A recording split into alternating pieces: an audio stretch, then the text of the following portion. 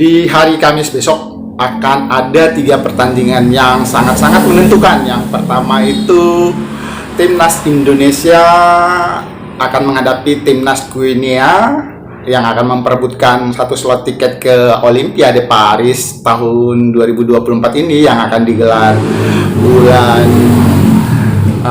Juli nanti. Yang keduanya, leg kedua di UCL, di semifinal leg kedua Liga Champions Eropa. Di leg pertama seperti kita tahu, Bayern Munchen menghadapi Real Madrid berakhir dengan skor imbang 2-2. Lalu di tempat lain, Borussia Dortmund menghadapi Paris Saint-Germain berakhir dengan kemenangan Borussia Dortmund 1-0. Nah, besok itu akan digelar leg keduanya.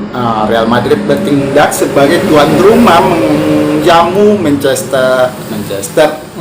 Bayern Munchen.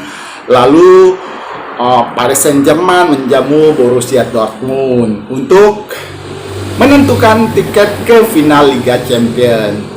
Oh ya, Liga Champions musim depan di musim 2024-2025 ada banyak kejutan. Klub-klub besar Eropa layaknya Manchester United tidak berhasil menginjakan kaki di zona UCL untuk bertarung di Liga Champions di musim depan. Mereka ada di posisi bukan akhir sih, tapi posisi di bawah UCL ya, zona UCL. Itu beritanya. Pagi-pagi ini kita akan menyimak tentang squad Garuda Muda lagi, lalu juga persiapan pertandingan menghadapi Guinea di laga babak playoff besok.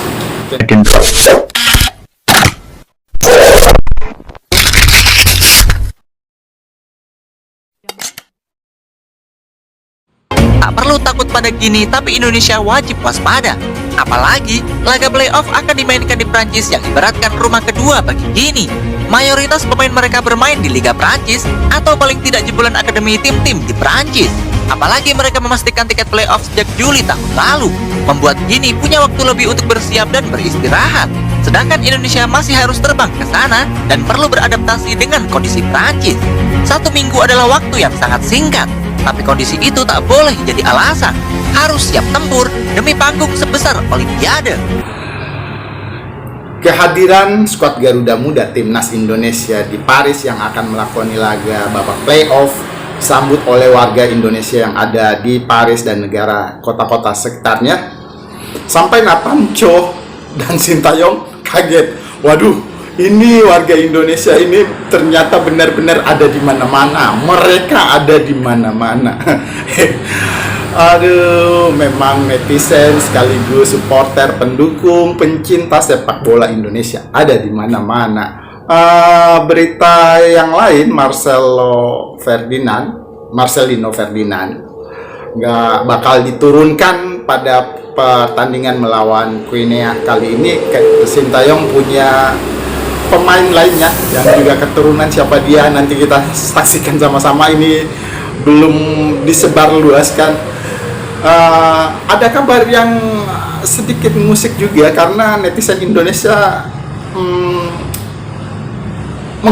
bukan menghujat tapi memberikan saran untuk Marcelino Ferdinand agar bertindak di lapangan tidak terlalu egois. Ya begitulah, netizen Indonesia kayaknya lebih berani dan lebih pintar dari komentator sekaligus pelatih.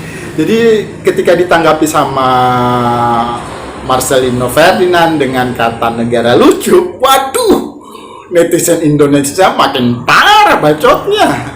Jadi untuk Marcelino Ferdinand, ya bermainlah dengan santai, jangan dianggap ini sebagai beban ataupun menjadi kepikiran kenapa fans supporter Indonesia seperti ini. Ya itulah, Indonesia ini benar-benar memiliki netizen, mempunyai pendukung yang teramat gila mencintai skuad Garuda Muda, makanya sampai sebegitunya. Jadi jangan dianggap sebagai sesuatu yang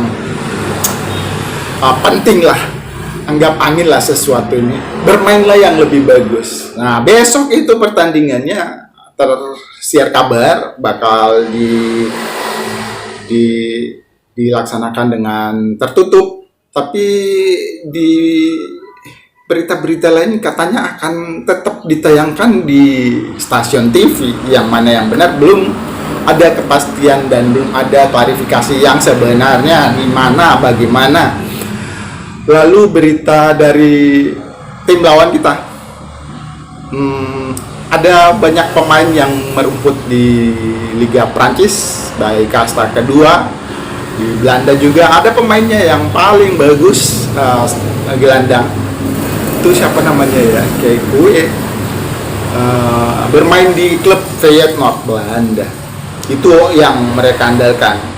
Dan kemarin pelatihnya sudah sempat bilang lagi bahwa mereka akan menghadapi Indonesia dengan skuad kekuatan penuh menghadapi laga babak playoff. Kemungkinan pola yang akan diterapkan oleh Coach Sintayong sama seperti ketika berlaga di Piala Asia kemarin ya, 3-4-3 pasti masih tetap dipertahankan. Nah, kita berharap skuad Garuda Muda bisa bermain seperti ketika menghadapi Korea, bisa bermain bagus. Ada pemain Muhammad Fatur Rahman di sayap kanan, ada Pratama Arhan di sayap kiri, Nathan Choa Aon, lalu juga Witan Sulaiman. Kalau berita yang sempat kita lihat di media, Rizky Ridho dan Justin Hubner ya karena terakumulasi kartu merah dan kartu kuning nggak bisa tampil. Sampai saat kita membuat konten ini belum ada terkonfirmasi dan belum ada juga tayangan ataupun konferensi pers yang dilakukan dari kedua tim. Kayaknya line up dan prediksi nama-nama pemain yang akan diturunkan oleh Sintayong juga masih belum ada kepastiannya, atau mungkin ini strategi untuk tidak membocorkan line up. Tapi kalau menurut prediksi burung-burung, prediksi lagi. Kalau menurut prediksi, baik itu burung-burung dan teman-teman yang punya kemampuan menelaah, melihat sesuatu yang belum terjadi, Indonesia bakal menang dengan skor 2-0. Aduh, kita nggak menayangkan burung-burung lagi karena takutnya itu kan 2 kali pertandingan perempat final dan semifinal kemarin kita menayangkan prediksi burung-burung ternyata meleset.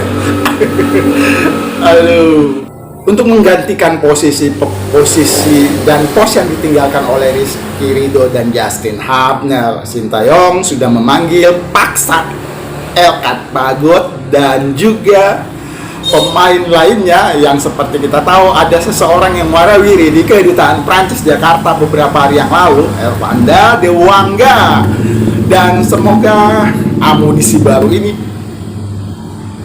apa istilahnya ya, darah segar, kemampuan yang baru lagi bisa menciptakan nuansa-nuansa yang berbahaya untuk tim lawan kita Guinea. Semoga saja Elkat Bagot dan Dewangga memberikan sumbangsi terbaiknya untuk timnas kita. Yang kita harapkan itu ya bisa main bagus dan tampil dengan kemampuan yang maksimal di lapangan ketika menghadapi Guinea, karena mereka kan baru pertama kali bergabung lagi di skuad Garuda Muda di timnas Indonesia. Ya, kita berharap itu. Semoga saja keduanya bisa memberikan warna baru dan lebih tajam, bisa diandalkan dan memberikan prestasi untuk timnas lolos ke Olimpiade.